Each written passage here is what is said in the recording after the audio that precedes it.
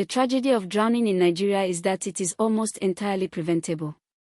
Unlike many other causes of death, drowning deaths would be dramatically reduced if more Nigerians could swim, if water safety education was universal in schools, if more water bodies had lifeguard presence, and if basic rescue equipment, throw rings, ropes, was available at public swimming areas.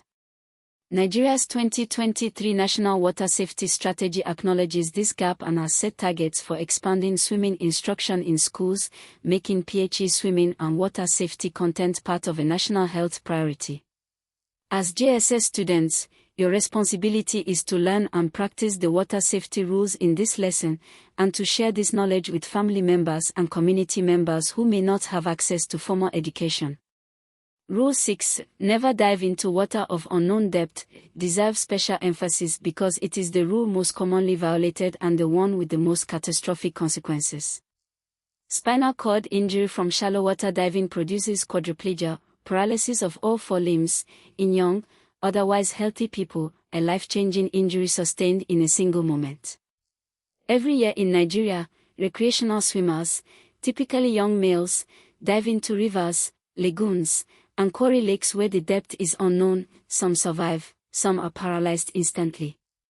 The lesson is simple: if you cannot see the bottom and confirm that the water is deep enough for safe diving, minimum 1.5 to 2 meters for a feet-first entry, 3 to 4 meters for a head-first dive, do not dive. Walk in, lower yourself in, or jump feet-first, never head-first. The back float is possibly the most important physical skill taught in this entire PHE curriculum, because knowing how to float could save your life in a situation where swimming strokes are impossible due to injury, exhaustion, or disorientation. The physiological basis for floating is beautiful in its simplicity.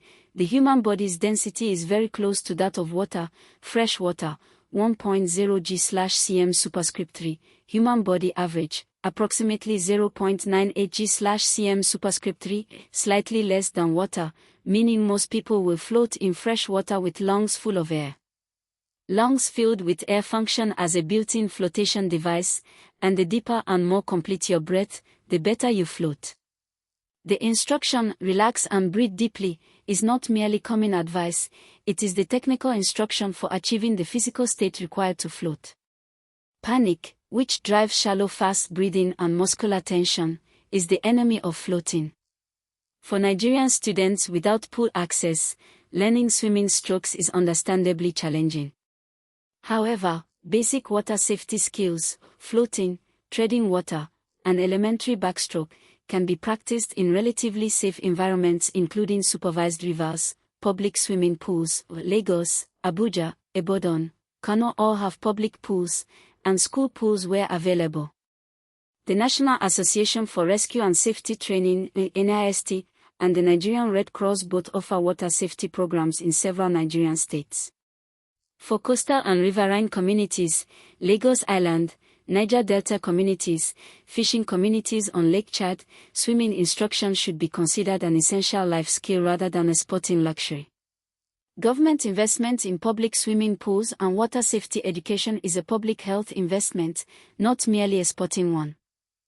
The go step, entering the water to physically rescue a drowning person, should be the absolute last resort and should only be attempted by trained lifeguards or very strong swimmers with flotation equipment. This is counterintuitive. Every instinct says to jump in and save the person. But a panicking drowning person is one of the most dangerous situations in water rescue. They are in survival mode, and will push a rescuer underwater in their desperate attempt to stay above water. Trained lifeguards are taught specific defensive swimming approaches and rescue holds to avoid this. Without that training, well-intentioned rescuers have drowned while attempting to save others. Rich Trorogo teaches the sequence: only escalate to the next step when the previous option is impossible. The vast majority of water rescues can be completed at the reach or throw stage without anyone else entering the water. CPR for drowning victims follows the same principle as CPR for cardiac arrest, but with one critical difference: drowning victims are frequently young and otherwise healthy people whose hearts stop due to oxygen deprivation rather than cardiac disease. This means their heart is more likely to restart with prompt CPR than a cardiac arrest victim's. Studies show that bystander CPR for drowning victims dramatically improves survival outcomes, and that outcomes are closely linked to how quickly CPR begins. Every minute without CPR reduces survival chances by approximately 10%.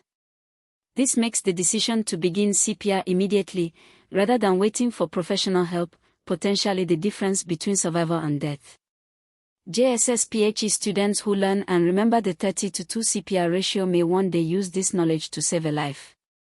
For your exam, 5 water safety rules: never swim alone, never swim in unfamiliar water, never swim in flood water, never dive into unknown depth water, obey all safety signs. Survival skills: back float, face up, arms wide, deep breath, relax, tread water, sculling arms, flutter or egg-beater legs. Atiaji drowning response: reach, extend object from bank, throw flotation object, row, use boat, go, train swimmer only, with flotation device. CPR if victim is unresponsive and not breathing, 30 chest compression/2 rescue breaths, repeat, call 199 or 112. Exam tip: drowning response questions typically ask for a sequence, reach, throw, row, go, in that order. Examiners penalize students who begin with jump in after them because this demonstrates misunderstanding of safe rescue principles. Also remember, don't hold victim upside down. This is a myth. This distinction often appears as a true or false or correct a mistake question. Excellent and important. You now understand water safety rules that could literally save your life or a family member's life.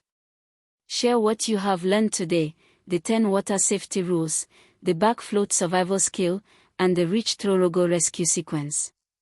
In our next lesson, we continue health education with first aid, the immediate care provided to an injured or ill person before medical professionals arrive. See you in class.